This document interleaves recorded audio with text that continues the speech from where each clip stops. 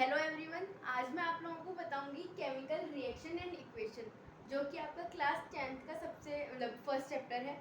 तो इस चैप्टर में हमें केमिकल रिएक्शंस के बारे में बताया है और बहुत सारी रिएक्शंस है इसमें, जैसे कि ऑक्सीडेशन रिएक्शन और कैसे केमिकल इक्वेशन को बैलेंस करते हैं। इन सब चीज़ों के बारे में इस चैप्टर में बताया गया है। चैप्टर बहुत लंबा है, तो आज मैं आपको दो टॉपिक्स एक्सप्लेन करूँगी।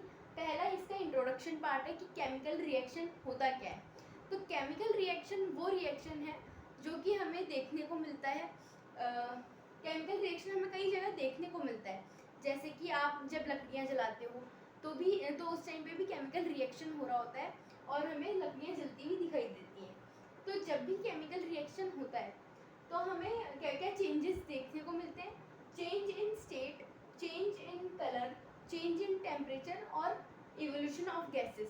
तो हम देख सकते हैं कि भाई जो गैसेस हैं वो जो एक धुआं निकलता है वो धुआं निकल रहा होता है और टेम्परेचर बढ़ जाता है, साथ में कलर भी निकलने लग जाता है, कैसे रेड कलर की फ्लेम्स निकलती हैं। तो ये सब चेंजेस हमें देखने को मिलता है। इसके अलावा यहाँ पे एक डायग्राम है जो कि आपकी बुक में भी दिया गया है। सबसे इम्पॉर्टेंट डायग्राम भी है, ये थोड़ा एग्जाम्स में आ जाता है। इस डायग्राम में बताया गया है कि ये एक फ्लास्क है, कॉनिकल फ्लास्क है, जिसमें जिंक ग्रैन्यूल्स डले हुए हैं और साथ में डाइल्यूटेड सल्फ्यूरिक एसिड है। तो जब ये डाइल्यूटेड सल्फ्यूरिक एसिड और जिंक ग्रैन्यूल्स का रिएक्शन होता है तो जो हाइड्रोजन गैस है वो इवॉल्व होती है और फिर ये हमें बताया कि ग्लास ट्यूब से इसको निकलता हुआ दिखाया गया है उस डायग्राम के अंदर। तो ये इस डायग्राम की बात है। इसके अलावा हमें केमिकल इक्वेशंस जो है, इसका पहला टॉपिक है इस चैप्टर का, वो बताया गया है। तो केमिकल इक्वेशन में हमें यहाँ पे पहले तो एग्जांपल दिया है कि एक मैग्नीशियम रिबन जब जलता है ऑक्सीजन की प्रेजेंस में तो वो मैग्नीशियम ऑक्साइड में कन्वर्ट हो जाता है। अब उसका यहाँ पे मैंने फिर से छोटा सा डायग्राम बनाया। वैसे तो ये बुक में है नहीं, पर फिर भी मैंने एक्सप्लेनेशन के लिए बना दिया है। तो ये मैग्नीशियम रिबन जब जलता है तो बहुत ही ज़्यादा ब्राइट स्पार्क के साथ में देखने को मिलता है ये। वैसे हमने ये 7th क्लास में एक्सपेरिमेंट किया होगा स्कूल में, अगर आपके स्कूल वालों ने कराया होगा तो ये उधर एक्सपेरिमेंट आपने लाइव देखा होगा कि बहुत ज़्यादा ब्राइट स्पार्क कुछ मिनट्स के लिए निकलती है और वो रिबन जल जाता है।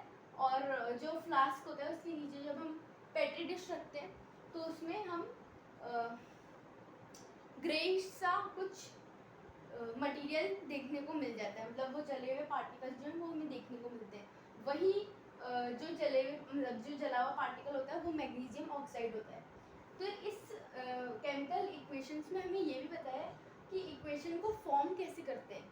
जैसे कि यहाँ पे इसी की वर्ड इक्वेशन है कि भाई मैग्नीशियम प्लस ऑक्सीजन जो है रिएक्टेंट्स है और फॉर्म कर रहे हैं मैग्नीशियम ऑक्साइड जो कि प्रोडक्ट है। फिर हमें यहाँ पे इसके फॉर्मूला वाइज लिख के बताया कि Mg प्लस O2 फॉर्म कर रहा है MgO, जो कि इसका फॉर्मूला के बेसिस पे इक्वेशन फॉर्म होगी। तो इक्वेशन को हम इन दोनों तरीके से लिख सकते हैं, कोई गलत नहीं है, पर इक्वेशन को ऐसा लिखते हैं इसीलिए ताकि वो शॉर्ट फॉर्म में जल्दी से हमें याद भी हो जाए और लिखने में भी हमें आ जाए, दिक्कत ना आए।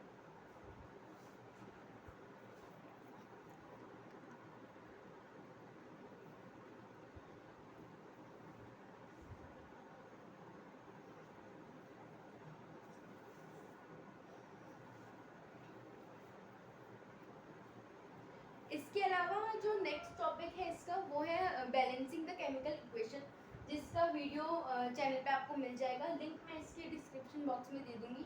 तो वो इसका नेक्स्ट पार्ट है, वो भी देख लीजिएगा।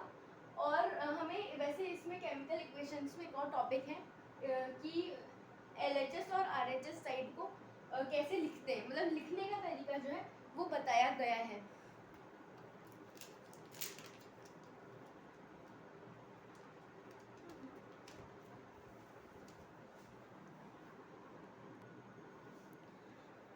तो आगे फिर हमारे केमिकल इक्वेशन के ही जो टॉपिक में एक हमें बताया कि इक्वेशंस को लिखते कैसे।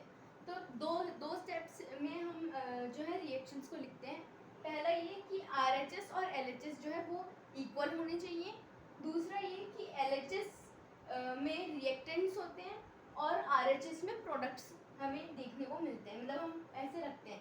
तो जैसे कि हम यहाँ देख सकते हैं कि ये वाली जो रिएक्शन है इसमें पहले रिएक्टेंट्स रखे गए हैं, फिर प्रोडक्ट जो है वो फॉर्म हुआ है। तो इसी के साथ ये था हमारा आज का वीडियो। अब हम मिलेंगे नेक्स्ट वीडियो में। चैनल को लाइक करें, शेयर करें, सब्सक्राइब करें, और इसका जो नेक्स्ट पार्ट है उसका मैं लिंक आपको डिस्क्रिप्शन बॉक्स में दे दूँगी, तो वो आप देख लीजिएगा। Thank you and bye bye.